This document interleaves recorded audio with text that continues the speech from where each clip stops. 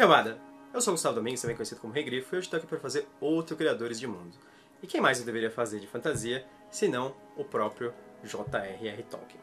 O John Ronald Reuel Tolkien foi um famoso escritor, primariamente. Ele também foi professor universitário, acadêmico e um filólogo. Filólogos são os estudiosos de línguas. Ele era um profundo conhecedor de anglo-saxão aos 20 e poucos anos. Ele já era um especialista na área, um dos melhores do mundo, na realidade. Pela maior parte da vida dele, na verdade, ele foi conhecido por causa disso. E só quando ele já estava bem mais velho que ele veio a ser muito mais conhecido como um escritor, na verdade. Isso é interessante, porque assim, eu não tô aqui para fazer uma biografia do Tolkien, então não vou ficar falando que ele casou com a Edith, que na lápide dele está escrito Beren Lúthien e etc. Eu tô aqui para me concentrar nos livros dele, especificamente nos livros dele que envolvem Arda, a Terra-média. Então, apesar de que eu não vou falar das aventuras de Tom Bombadil, porque eu não sou um grande fã desse livro, mas deixa pra lá. O Tolkien ele começou a pensar no conceito do mundo secundário dele lá para 1919, quando ele começou a escrever. Na época ele chamava de The Book of Lost Tales. O Book of Lost Tales ele evoluiu e mais tarde ele veio a se tornar o Silmarillion, que é talvez a obra mais importante do Tolkien, mas curiosamente uma das menos conhecidas. Mas efetivamente o primeiro livro que ele escreveu de todos, independente de Arda, etc., foi Sir Gawain and the Green Knight, que foi em 1925 o lançamento desse livro. Esse livro, na verdade, ele é sobre mitologia anglo-saxã, né? Tem diversos elementos dentro dele que remetem mais a uma coisa muito mais acadêmica, né? Ele como estudioso de mitologias e da cultura anglo-saxônica. Mas aí mais tarde, na verdade em 1928, o próprio Tolkien conta que quando ele examinava documentos de alunos que queriam ingressar na universidade na qual ele dava aula, um dos alunos enviou um documento em branco, veio uma página em branco no meio dos documentos. Ele ficou encarando a página em branco e no impulso ele escreveu naquela página: em um buraco no chão vivia um hobbit. E aí ele falou que não sabe por que ele fez aquilo exatamente, mas foi uma das melhores coisas que aconteceu pra ele. Então, a partir daquele momento ele começou a conceitualizar na cabeça dele o Hobbit. Isso ficou se formando na cabeça dele e só em 1930, 2 anos depois, ele começa de fato a escrever o livro do Hobbit. Ele começou um manuscrito, mas ele ficou meio desanimado e parou na metade mais ou menos. E mais tarde, numa época que ele ficou doente, ele emprestou para a reverenda madre de Shadowed, que ele era muito amigo de padres e reverendos, porque inclusive quando a mãe dele morreu e ele tinha 8 anos, ele foi cuidado por um padre jesuíta. E ele emprestou esse manuscrito incompleto para a reverenda. Dessa forma ele veio cair na mão de uma moça chamada Susan Dagnall. Essa Susan Dagnall, ela achou interessante o manuscrito, ela trabalhava para uma editora chamada Allen & Unwin. E ela levou esse manuscrito, com autorização da reverenda, para o filho do Stanley Unwin. Stanley Unwin, ele era o fundador da editora, e o filho dele na época tinha 10 anos, chamava Rainer Unwin. O Rainer leu aquele manuscrito que estava até a metade e ele ficou muito empolgado. Então a Susan Dagnall depois ela veio entrar em contato com o Tolkien e ela incentivou ele a completar o manuscrito, escrever o restante da história do Hobbit para que pudesse ser lançado efetivamente. E falou que a Allen Unwin tinha interesse em lançar aquele livro. E aí, finalmente, em 1937, o Hobbit ele é finalizado e ele é lançado pela Allen Unwin. E ele é um sucesso imediato. Tanto que 1937 foi um ano bastante corrido para o Tolkien, porque com o sucesso do Hobbit, imediatamente Stanley Unwin começou a sondar ele no sentido de fazer uma continuação do Hobbit. Então ele ficou meio que pressionando o Tolkien, e o Tolkien ofereceu o Silmarillion, que ele já tinha batizado o Silmarillion na época, que era o The Book of Lost Tales, que era toda a história de Arda, etc. Mas aí o Stanley falou pra ele: não, isso não tem nada a ver, isso é meio que uma história de mitologia muito grandiosa, eu queria uma história muito mais particular, igual a do Hobbit. Definitivamente ele queria uma continuação do Hobbit. E aí o Tolkien, com essa ideia na cabeça, em 1937 mesmo, ele começa a fazer o primeiro rascunho de O Senhor dos Anéis. Esse livro talvez você conheça, né? O Senhor dos Anéis já começa a ser uma coisa muito mais popular. Mas aí, em 1937, ele começa o primeiro rascunho, mas Tolkien era conhecido pelo perfeccionismo, e ele começa a escrever diversos rascunhos, um atrás do outro, reescrever a mesma história, e ele finaliza, de fato, a história em 1949, 12 anos depois dele ter começado o primeiro rascunho do Senhor dos Anéis. O Senhor dos Anéis é efetivamente uma continuação do Hobbit. A ligação que existe entre as duas histórias é o anel que o Bilbo encontra na caverna do Gollum, e acaba se tornando a peça central da história do Senhor dos Anéis, né? O Senhor dos Anéis ele é uma obra única, na verdade ele é um livro único, a gente conhece como uma trilogiazinha, mas ele não é uma trilogia, ele foi picotado. Aí a gente vai chegar lá nessa parte.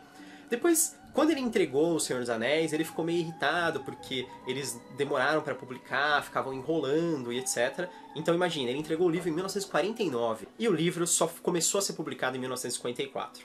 Em 1954 saíram as duas primeiras partes do Senhor dos Anéis, que é a Sociedade do Anel e as Duas Torres. E em 1955 saiu O Retorno do Rei, que é a terceira parte. Por que aconteceu isso? Na verdade, para mitigar os custos da publicação. Era muito caro imprimir um livro imenso de uma vez só. O Tolkien não ficou muito feliz com isso, mas ele acabou aceitando essa decisão, porque foi a forma que ele viu de finalmente sair do limbo o livro, porque ele estava preso na editora sem ser publicado, já faziam 5 anos, né? E aí ele foi publicado de vez com essa divisão em 3 partes. Mas todo mundo reconhecia ele como um livro só. O Tolkien queria ter publicado aquele livro como um livro único e também ele queria publicar o Silmarillion como um livro único. Mas o Silmarillion ainda ficou embolado, o Tolkien ficou muito desgostoso com essa história da editora e ele, por ser um perfeccionista, ficou reescrevendo o Silmarillion infinitamente, tanto que, infelizmente, o Tolkien não conseguiu ver a publicação do Silmarillion, não foi ele que publicou efetivamente. Mas, voltando ao Senhor dos Anéis, ele foi publicado em 1954, 55, a crítica não recebeu muito bem o livro, na verdade, mas o público recebeu, tanto na Europa como nos Estados Unidos. E nos Estados Unidos, os Estados Unidos, como sempre, é o senhor do consumo, e é normalmente quem determina tendências mundiais. Uma versão pirata do Senhor dos Anéis chegou até os Estados Unidos, ele não tinha sido lançado oficialmente nos anos 60, e essa versão pirata ela se espalhou pelas universidades nos Estados Unidos. E ela acabou virando uma referência de contracultura, tanto que talvez se você já ouviu a frase Frodo Lives, que era uma frase muito usada pelos hippies, ela vem do Senhor dos Anéis como uma referência de contracultura. Essa versão pirata fez com que o Tolkien se tornasse uma superestrela, verdadeiramente. Tanto que mais tarde, O Senhor dos Anéis foi publicado oficialmente nos Estados Unidos, virou um sucesso absurdo, e o Tolkien acabou virando um ícone, né? Na verdade. Então, existiam muitos universitários americanos que peregrinavam até ele. E, inclusive, tem uma história engraçada que ele conta... Engraçada pra gente, né? Pra ele não era. O Tolkien contava que ele recebia ligações de madrugada de universitários americanos, porque eles não sabiam da mudança, eles não se ligavam no fuso horário diferente dos Estados Unidos para Inglaterra, e eles tentavam entrar em contato com o professor Tolkien e ligavam para ele de madrugada e ficavam acordando ele na casa dele. Isso é para você ver como nem sempre, necessariamente, versões piratas de algo são ruins. Na verdade, o que fez o Senhor dos Anéis ser um sucesso pode-se considerar que foi essa versão pirata que se espalhou e fez depois com que a versão original fosse um sucesso imediatamente, né? E tivesse uma recepção muito mais calorosa. Em 1973, o Tolkien veio a falecer, infelizmente, sem ver o final de sua obra ser lançado. Aí, em 1977, o Silmarillion finalmente é lançado. Ele foi editado pelo Christopher Tolkien, que é o filho do J.R.R. Tolkien, e ele foi editado com a ajuda de um escritor de fantasia que talvez você conheça, que é o Guy Gavriel Key. O Guy Gavriel Key, ele trabalhou nessa edição do Silmarillion, onde ele disse que aprendeu muito sobre fantasia. Depois ele se tornou também um autor de fantasia com suas próprias realizações, inclusive ele é um autor muito bom. O Silmarillion, ele se tornou um sucesso, mas ele é meio que uma coisa meio cult. É mais pra quem é mais maníaco por Tolkien, pra quem quer saber muito sobre o mundo, né? Na verdade. E depois dos anos 80 e 90, houveram diversas publicações. O Christopher Tolkien, ele publicou o History of Middle-earth, né? A História da Terra-média, em 12 volumes. Ele nunca saiu aqui no Brasil, infelizmente. A gente só conhece pelo nome original. E esses 12 volumes, eles contam a linha do tempo da Terra-média e etc.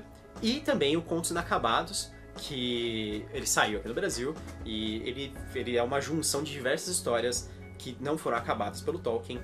Depois, recentemente, começaram a sair diversos livros que são versões mais completas de histórias que o Tolkien deixou mais elaboradas, né? No Silmarillion a gente vê versões mais curtas, como é o caso do Beren e Lúthien, ou Filhos de Húrin, e mais tarde elas vêm a sair numa versão muito maior, muito mais encorpada. Provavelmente um pouco mais elaboradas pelo próprio Christopher Tolkien e com a ajuda do Tolkien Estate, com as pessoas que que eles têm, porque essas histórias já estavam bem completas, talvez elas só precisassem de uma boa edição lá dentro, e efetivamente é o que acontece com elas.